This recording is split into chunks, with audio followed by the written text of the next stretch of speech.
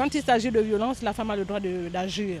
Il vaut mieux que la femme se démerde seule, qu'elle soit autonome, qu'elle se débrouille, que de compter sur un homme. Si elle dépend de son mari, si elle va livrer le mari aux autorités, si on en fait le mari, elle fera comment?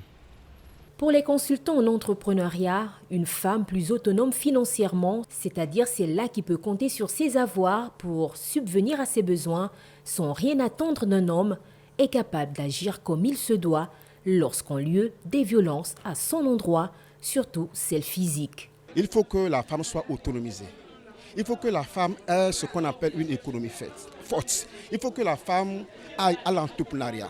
C'est la seule chose qui peut permettre à la femme d'aller se défendre devant une institution politico-administrative. Une femme qui dépend entièrement d'un homme, une femme qui n'a aucune source de revenus, ne peut pas aller se plaindre quelque part contre son mari.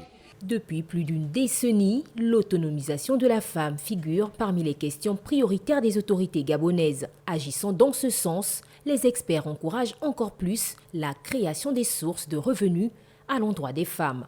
Je souhaite que le gouvernement, je souhaite que les institutions accompagnent l'autonomisation de la femme par l'entrepreneuriat. Créer des sources et de revenus pour que la femme gabonaise soit véritablement autonome. Selon l'ONU Femmes, l'investissement dans l'autonomisation économique des femmes est la voie la plus sûre vers l'égalité des sexes, l'éradication de la pauvreté et une croissance économique inclusive.